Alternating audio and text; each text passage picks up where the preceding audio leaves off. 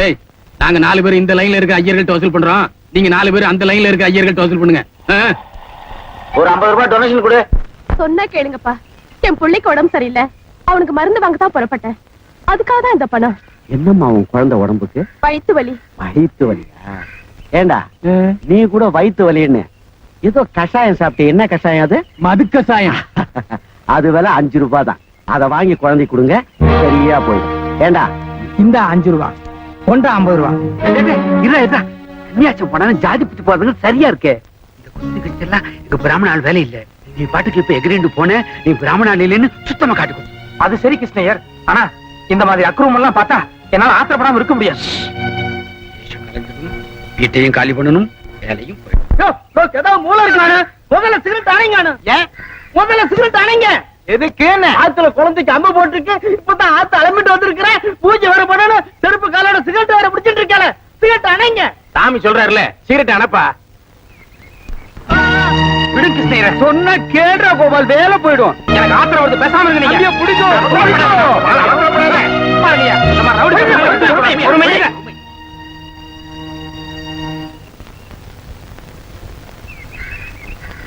ஆமா, இந்த அக்ரகாரத்திலேயே இந்த ஒரு சாமி மட்டும் இப்படி துள்ளிட்டு இருக்கு. மீசை வச்சிருக்கனாலயா? அது மட்டும் இல்ல, வயசு முறுக்கும் அக்ரகாரத்து மாமியெல்லாம் பாத்துட்டு இருக்காளோ இன்னும் தீராதுன்னு பாக்குறாரு. அடாடே, ஆக்கிருவோம், பேச ஆக்கிருவோம். இருங்கோ, அம்பி ஏதோ தெரியாதனமா சொல்லிட்டான். போனா போ.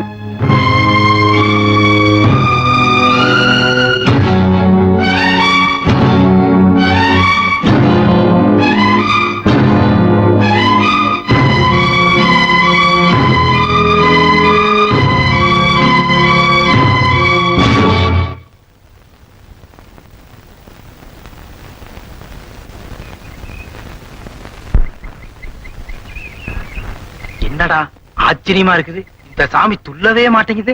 இது பச்சைமலை சாமி, துள்ளாது, துள்ள வைக்கும்.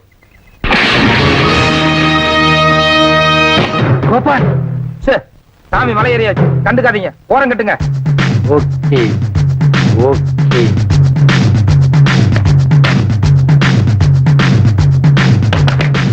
அலே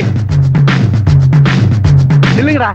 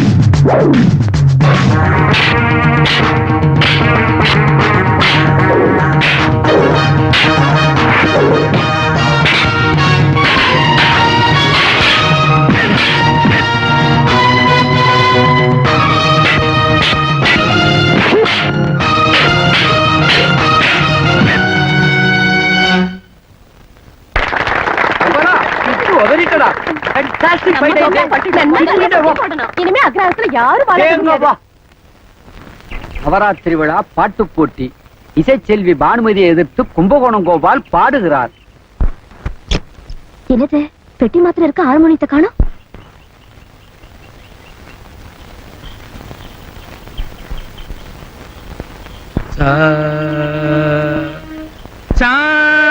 எக்ஸ்கியூஸ் மீ, உங்க அம்மா கண் ஆபரேஷனுக்கு உங்ககிட்ட பணம் இல்ல. 500 ரூபாய் பணம் கிடைக்குங்கிறதுக்காக போட்டியில கலந்துக்கிற உன் ஆர்வத்தை நான் பாராட்டுறேன். ஆனா நீ எதுக்கு போட்டி போடுறது யார் தெரியுமா? செல்வி பானு, சங்கீத பரம்பரை. டிஸ்கரேஜ் பண்ணாதே, நான் எப்படியாவது ட்ரெயின் பண்ணி ஜெயிச்சுடுவேன்.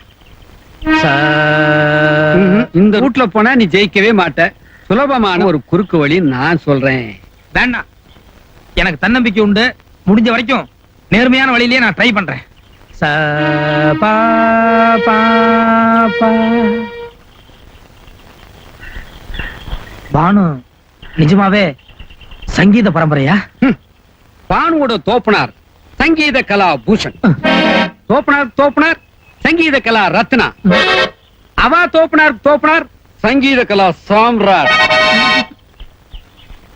ம்ஹும்.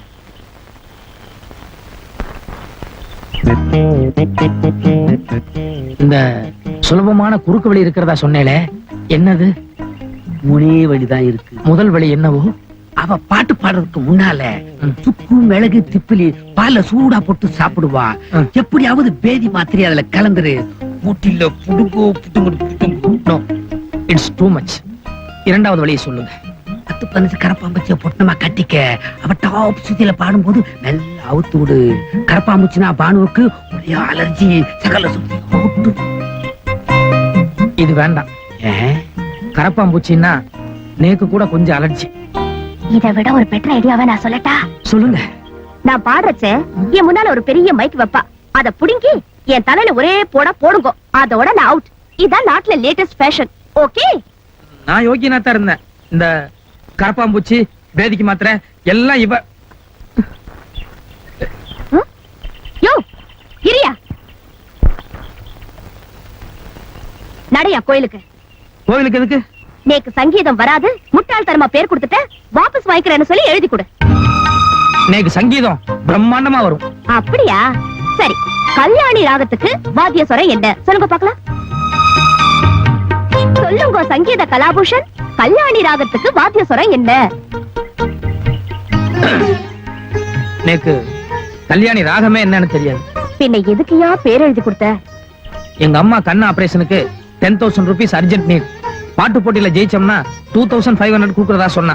அதான் தவணை முறையில சேர்த்தலாம் பேர் கொடுத்தேன். சரி, வந்து வாபஸ் வாங்கிக்கோ. ஜெயிச்சு நானே அந்த பணத்தை கொடுத்துறேன். No, it's a prestige issue. என்ன கௌரவ பிரச்சனை.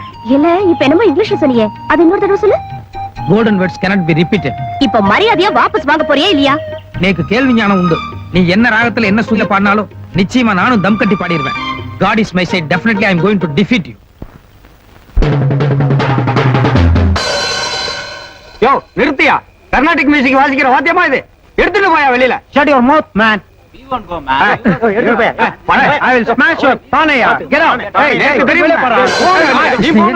என்னது கச்சேரி மேடையில எலக்ட்ரிக் கிட்டார் ட்ரம்ஸ் எல்லாம் இருக்கு? இதுதான் கோஸ்டி பானுவோடது. அவளே உனக்கு வாசிக்க சொன்னா சரி பண்ணிடுவா. அதனாலதான் ட்ரம் கோஸ்டை புக் பண்ணேன். அது சரி. அதனாலதான் தொழில் ரீதியா ட்ரம்ஸ் பெருசா இல்ல மிருதங்க பெருசான ரெண்டு பேத்துக்குள்ளேயும் சண்டை போல இருக்கு. ஆமா, இது ரெண்டு எப்படிங்க ஒத்து வரும்? அல்லவனுக்கு புல்லுமாயுதம் போய் ஜமாயி. என்னது? எதுக்கு இத்தனை பேர் ஓடுறாங்க? இவெல்லாம் பானுவோட ரசிகர்கள். வானுக்கு இத்தனை ரசிகர்களா? பங்கா கதை கோபாலா, பங்கா கதை. கிராமரான பொம்பளைனாலே நாட்டுல ஒரு கிரேஸ் தான். நீ மட்டும் மேடையில் ஏறு, எல்லாம் தலைகீழா மாறிடும். என்ன பாட வரல? ரெடி? இருங்க ஒரு நிமிஷம், ஒரே நிமிஷம். நம்ம ரெண்டு பேர்த்துக்குள்ள ஒரு சின்ன ஒப்பந்தம். நான் விட்டு கொடுக்கணும் அதானே? சச்சா, நான் ஒண்ணும் அந்த அளவுக்கு தம் இல்லாத ஆள் கிடையாது. என்ன?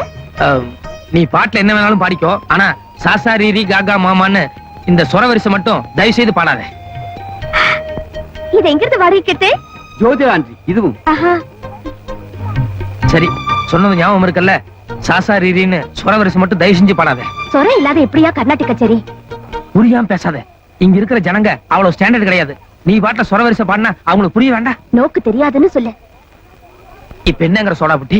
சொரம் பாடுறதும் பாடாததும் என் மூட பொறுத்திருக்கு. போயிடாத, வந்து பாடு.